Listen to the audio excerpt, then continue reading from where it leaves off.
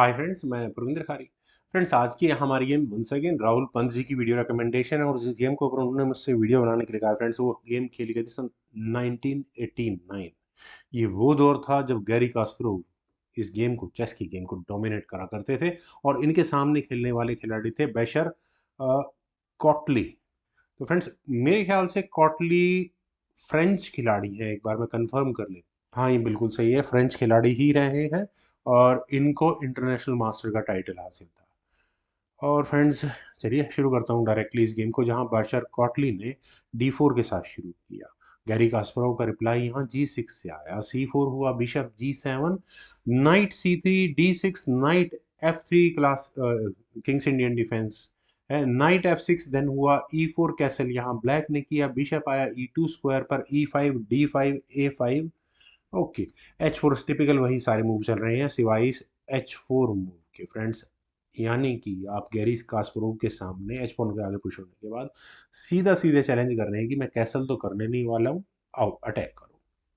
खैर, night A6 की option को कास्परोव ने चुना और ये नाइट कहाँ जाएगा, बिल्कुल कोई डाउट नहीं है इसमें। नाइट D2, ताकि जब भी नाइट आगे आए तो यहाँ इस सॉरी E4 पॉन का डिफेंस किया जा सके। नाइट C5, देन हुआ G4 और G4 बिल्कुल सही है ये मूव भी।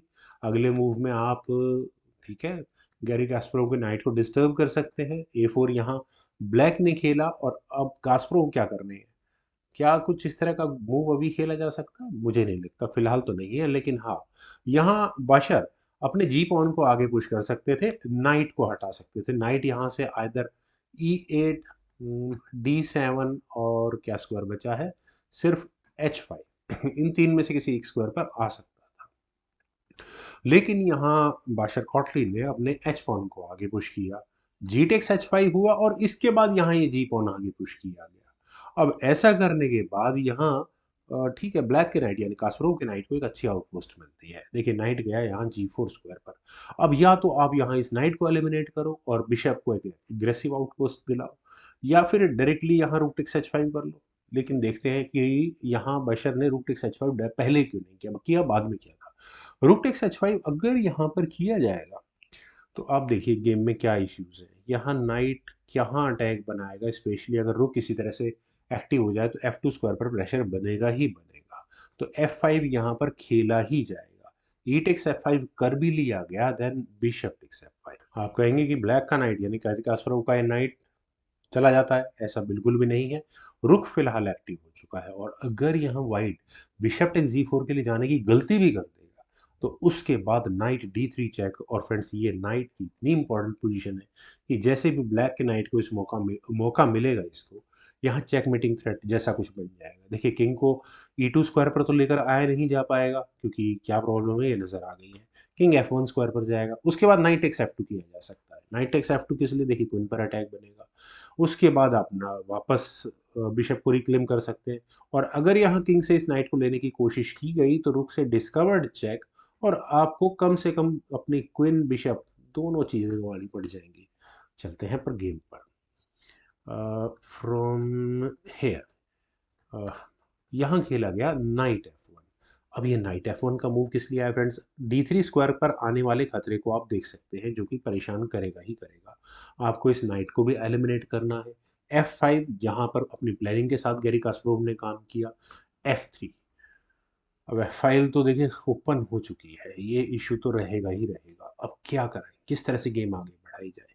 गैरी कास्परोव के पास क्या क्या ऑप्शंस हैं। एफ टेक C4 में क्या प्रॉब्लम है, यहाँ से अगर एक गेम आगे बढ़ते हैं तो नाइट सेक्रीफाइस गैरी कास्परोव कर सकते हैं। अब आप कहेंगे यार ये नाइट सेक्रीफाइस एक्सेप्ट किया जाएगा तो अब प्रॉब्लम क्या आएगी। प्रॉब्लम है बिशप टेक Z4 यहाँ पर पहले किया जाएगा और बिशप एक्सचेंज की बात की होंगी। और अगर यहाँ पर ब्लैक बिशप टेक Z4 के लिए जाएगा तो नाइट D3 चेक होगा। फ्रेंड्स, ये मूव सबसे ज़्यादा डेंजरस है। किंग कहाँ जाए, किंग के जाने के लिए देखिए मेरे ख्याल से E2 स्क्वायर तो ऑप्शन में अवेलेबल होना नहीं चाहिए, क्योंकि कहाँ चेकमेटिंग थ्रेट बनती है ये आपको नजर आ गया होगा। किंग को E3 स्क्वायर पर जाना होगा, क्वीन टेक Z5 चेक होगा। और अब क्या करें, किंग टेक C4 कर भी लिया गया, नाइट C5 चेक, और यहाँ इसे कहेंगे चेकमेट। तो फ्रॉम हेयर, मैं सब वेरिएशन थोड़े ज़्यादा बना रहा हूँ यहाँ पर। किंग अगर D2 स्क्वायर पर लेकर जाएगा ताकि अगर चेक आए तो किंग को भागने के लिए कुछ रास्ते हों, तो देखिए रुक की चेक अगर अब फिलहाल आती है तो बिशप वापस भाग आएगा। ठीक है, तो सीधा सीधा करते हैं क्वीन टेक्स G5 चेक। अब किंग पहुंचा दो C2 स्क्वायर पर, then queen takes C4, bishop गया, रुक की आपको अभी भी चेक नजर आ रही है और देखिए ये चेक तो ठीक नहीं होगी। अच्छा ये चेक है। खैर चलते हैं वापस थोड़ा सा यहाँ गेम पर, फ्रॉम हेयर इस जगह से। तो फ्री नाइट नहीं मिल रहा है, गैरी कास्परोव बिल्कुल निश्चिंत होकर इस नाइट को छोड़ सकते हैं। तो इसका मतलब मैं कह सकता हूँ कि अगर ये ब्लैक के पास नाइट ना भी हो तो और तरह की कॉम्प्लेक्स टैक्टिक्स लगाई जा सकती हैं, जैसे समझने में बशर की जान निकल गई। उन्होंने यहाँ मतलब गैरी कास्परोव ने यहाँ नाइट को F2 स्क्वायर पर रखा। इरादा क्या है कि किसी भी तरह से किंग को रुक के सामने लाओ और वही डिस्कवर्ड चेक का सिलसिला फिर दोबारा शुरू किया जाए। अब प्रॉब्लम ये है कि ये फॉग भी आपको नजर आ गई होगी जो किंग और क्वीन पर लग रही है, तो करना ही पड़ेगा। King takes F2, F takes C4, ठीक है, अब फंस गई गेम। अब आप वो भी नहीं दे पाएंगे, मतलब आगे आप इस पॉन को नहीं ले सकते हैं, बिल्कुल। अब क्या करें, देखिए किंग का यहाँ वापस हटना शायद ठीक होता E1 स्क्वायर पर, और ये कैसल ना करने का नुकसान इस गेम में, यहाँ बाशर उठाएंगे ई टेक्स F3, फिर बिशप टेक्स F3, चलिए छोड़िए इस गेम पर। हाँ, यहाँ खेला गया किंग G2, किंग के G2 स्क्वायर पर आने के बाद फाइनली ये ए पॉन आगे पुश किया गया, थोड़ा सरप्राइजिंग है। आप यहाँ फ्रेंड्स इस मूव को स्पेशली देख सकते हैं। अगर आप यहाँ इस बी पॉन को डिफ्लेक्ट करा देते हैं तो नाइट अनडिफेंडेड हो जाएगा। अगले मूव में आप पॉन से लेंगे चेक, बिशप हटाना पड़े, बिशप से लिया जाएगा या इस F3 स्क्वायर पर आए हुए पॉन को, उसके बाद बस ई पॉन आगे पुश करना है, दैट वुड बी इट। खैर रुक टेक्स F5 यहाँ पहले बादशाह ने किया, ई टेक्स F3 चेक खेला गया, बिशप टेक्स F3 और फिर वही जो मूव अभी मैं थोड़ी देर पहले कह रहा था, यहाँ खेला गया E4। आप यहाँ इस पॉन को डिफ्लेक्ट मत करो, टैक्टिक्स मेरी वही रहने वाली है। नाइट टेक्स E4 का मतलब होगा ए टेक्स B2, ये इशू समझ में आ गया। अब रुक बचाओ बिशप बचाओ, मतलब एक पीस गया यहाँ से। खैर यहाँ खेला गया बिशप E2 स्क्वायर पर, बिशप वापस आ गया है और ठीक है, चलिए बिशप आया है F5 स्क्वायर पर, और फ्रेंड्स बिशप का F5 स्क्वायर पर आने का मतलब है आपके रुक के साथ आने वाले समय में इश्यूज हो सकते हैं। Queen D2, okay, queen D2, bishop आया G6 स्क्वायर पर, रुक पर अटैक बना, रुक आ गया S3 स्क्वायर पर, देन हुआ क्वीन D7, और फ्रेंड्स क्वीन के D7 स्क्वायर पर आने के बाद आपको यहाँ ये G4 स्क्वायर क्वीन के लिए खुलता हुआ नजर आता है, लेकिन उसके लिए बिशप को डिफ्लेक्ट कराना पड़ेगा। बिशप डिफ्लेक्ट कराने के भी अनेक तरीके हो सकते हैं। खैर रुक G3 के ऑप्शन को पहले यहाँ व्हाइट ने चुना, देन हुआ क्वीन F7, और फ्रेंड्स क्वीन के F7 स्क्वायर पर आने के बाद आपको क्या सीक्वेंस नजर आ रहा है चेक्स का, वो आपको बिल्कुल क्लियर नजर आ रहा होगा। मतलब रुक तो नहीं खतरे में है, लेकिन हाँ प्रॉब्लम तो मेरे ख्याल से रहेगी, पॉन आगे पुश कर लो, बिशप की एंट्री दिखाने की कोशिश करो, उसके लिए नाइट एलिमिनेट करना पड़ेगा। खैर इस पॉइंट पर वाइट शायद अपने किंग को दूर ले ही जाता तो अच्छा था, लेकिन क्वीन का इवन स्क्वायर पर जाना प्रॉब्लम्स को सॉल्व नहीं करता। हालांकि मैं बाशर के पॉइंट ऑफ व्यू से बात करूं तो उनका इरादा ये होगा कि किसी भी तरह से अपने बिशप को वापस E3 स्क्वायर पर प्लेस करके यहाँ इस F2 स्क्वायर का ज़्यादा से ज़्यादा डिफेंस किया जा सके। लेकिन ऐसा करने के बाद आपको यहाँ B2 स्क्वायर पर रखी हुई कमजोरी बिल्कुल क्लियर कट नजर आ गई होगी। खैर फिलहाल मूव है गैरी कास्परोव का, उन्होंने अपने रुक को लिया E8 स्क्वायर पर। फ्रेंड्स ये एक और मूव खतरनाक हो गया, रुक क्वीन के सामने, टैक्टिक्स कब लग जाए पता नहीं है। बिशप आया E3 स्क्वायर पर, यहाँ अपनी प्लानिंग के साथ काम किया। मेरे ख्याल से रुक का B1 स्क्वायर पर हटना ज़्यादा ज़रूरी था। अटैक दो तरफ से लगा हुआ, मैं एक मूव पहले ले जा रहा हूँ, अटैक दो तरफ से है। अटैक फ्रेंड्स, अटैक की कमी नहीं है, किंग साइड पर तो अटैक है ही है। इस बिशप ने यहाँ पूरी गेम में डिस्टर्बेंस, दोनों बिशप पेयर ने पूरी गेम में डिस्टर्बेंस बना रखी है यहाँ ABC फाइल्स के अंदर, ए और बी फाइल के अंदर स्पेशली। खैर बिशप E3 के ऑप्शन को चुना गया, ए टेक्स B2 मुझे क्लियर कट नजर आ रहा है। आप चाहे रुक बचा लो चाहे नाइट बचा लो, दिल करे वो बचाओ, क्या दिक्कत है ना। तो नाइट B3 लेकिन नहीं किया गया। अब नाइट B3 का मूव फ्रेंड्स और इंटरेस्टिंग हो जाता है। अब देखिए नाइट ऑलरेडी प्रॉब्लम में है, आपने यहाँ क्वीन पर अटैक बना दिया है, इश्यूज बहुत ज़बरदस्त है। खैर बिशप टेक्स D3 अगर किया जाएगा तो ए टेक्स B2 पहले रुक पर अटैक, अब रुक पर अटैक है, बिशप के साथ इश्यूज हैं ही हैं, बिशप हटाया गया तो उसके बाद रुक एलिमिनेट हो जाएगा। खैर थोड़ा गेम पर ही चलते हैं। यहाँ खेला गया क्वीन D2, पहले क्वीन को बचाया गया। नाइट आपने अपने घर में घुसाकर बैठा लिया है। 8x B2 फाइनली खेला गया। रुक हटाना पड़ा B1 स्क्वायर पर।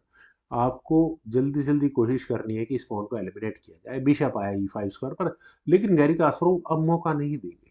रुक पर अटैक बना है, पहले तो रुक हटा लो। रुक गया G4 स्क्वायर पर, देन हुआ नाइट F4 चेक। अब जरा मैं थोड़ा सा पहले चलता हूँ इस मूव के बाद। पहले चेक देने के अलावा क्या ऑप्शन थी? बिशप H5 भी एक अच्छी ऑप्शन थी। देखिए रुक बेचारा कहाँ तक बचता रहेगा, क्योंकि मुझे कुछ इसी तरह के मूव्स पसंद आते हैं, लेकिन यहाँ गैरी कास्परोव ने ज़्यादा डेडली मूव चुना। उन्होंने यहाँ किया नाइट F4 चेक, और फ्रेंड्स यहाँ इन्होंने गेम फंसा दी है। अब किस तरह से इस गेम को फर्दर आगे बढ़ाया जा सकता है? बेस्ट पॉसिबल सॉल्यूशन था कि यहाँ एक्शन सेक्रीफाइस दिया जाए। कैसे? रुक टेक्स F4 कर दिया जाए। बिशप टेक्स F4 होता है, देन रुक टेक्स B2 कर लो। फ्रेंड्स ऐसा करने के बाद कम से कम वाइट के पास कुछ चांसेस थे इस गेम में फाइट बैक करने के। Bishop takes E3, queen takes E3 हो जाता और गेम में एक अच्छी फाइट रहती। रुक सामने है दो और एक रुक, बिशप, बिल्कुल बढ़िया गेम रहती। गेम मैं इक्वल मानूंगा क्योंकि पॉन्स की भीड़ ब्लैक के पास ज़्यादा है। यहाँ खेला गया बिशप टेक्स F4। यहाँ थोड़ा सा लालच कर लिया बादशाह ने, और शायद यही वो चाह रहा था जो गैरी कास्परोव यहाँ दे रहे थे। E3, क्वीन बचाओ पहले। अब क्वीन कैसे बचाएं? एक तो ऑप्शन है कि यहाँ क्वीन से ही स्पॉन को ले लिया जाए, वो लेकिन उसके बाद आपको प्रॉब्लम्स क्या होंगी गेम के अंदर वो समझ में आ गई होगी। आपको बिशप गंवाना ही पड़ेगा। तो दूसरी ऑप्शन है कि जो मटेरियल जा रहा है जाने दो, क्वीन टेक्स B2 कर लो, उस खतरनाक पॉन को हटा दो। या क्योंकि यहाँ गैरी कास्परोव का बिशप रुक तक अटैक लगाए बैठा हुआ है, बिशप टेक्स F4 कर लो, देन उसके बाद आप रुक बचाओ जहाँ आपको बचाना है। खैर यहाँ खेला गया बिशप टेक्स C3। क्या यहाँ बादशाह बिल्कुल अपने इस रुक को भूल गए? नहीं, उन्हें याद होगा। बिशप टेक्स C3 पहले खेला गया, queen takes C3, bishop takes B1, then pawn elimination अब नहीं हो सकता क्योंकि बिशप फंसा हुआ है। गेम तो फंस चुकी है पूरी तरह से। नाइट D2 एक ऑप्शन थी, शायद चली जा सकती थी, लेकिन यहाँ खेला गया रुक F4। फ्रेंड्स शायद दिमाग में ऐसा लगा होगा कि मैं क्वीन पर अटैक बनाऊंगा, क्वीन हटेगी और फिर मैं रुक को लेकर के थोड़ा बहुत गेम में वापसी कर लूंगा। लेकिन यहाँ गैरी कास्परोव ने सीधा किया rook takes C3, removing the defender. अपने क्वीन बचाओ क्योंकि बिशप तो जा चुका है, या फिर कोई रुक लो और मैं एक मटेरियल लूंगा कम से कम। फ्रेंड्स यहाँ इस मूव के बाद फाइनली रिजाइन कर दिया बाशर कॉटली ने। क्यों? चलिए करके दिखाए। तो क्वीन टेक्स E3 का मतलब queen takes F4, queen takes F4, rook takes F4, और यहाँ रुक बिशप के सामने बिशप और नाइट, जिसमें कि बी फाइल का पॉन क्वीनिंग स्क्वायर तक पहुंचेगा ही पहुंचेगा। मतलब कि यहाँ ये पॉन कम से कम नाइट लेकर बढ़ेगा, या फिर इस नाइट को यहीं एलिमिनेट कर दो। खैर दूसरी ऑप्शन है यहाँ नाइट टेक्स E3 किया जाए, लेकिन उसके बावजूद भी क्वीन टेक्स F4 हो जाएगा और अगले मूव में वही चेकमेटिंग थ्रेट जैसा कुछ, और आप बिशप को अभी भी बिल्कुल इस गेम में कहीं भी ला सकते हैं चेकमेट करने के लिए। वेल फ्रेंड्स बहुत अच्छी गेम थी, उम्मीद है आप सभी लोगों को भी जरूर पसंद आई होगी। तो वीडियो को लाइक, शेयर, यूट्यूब चैनल को सब्सक्राइब प्लीज़ जरूर करें। कमेंट सजेशन का मुझे बेहद इंतजार रहेगा। Thank you for watching and bye for now.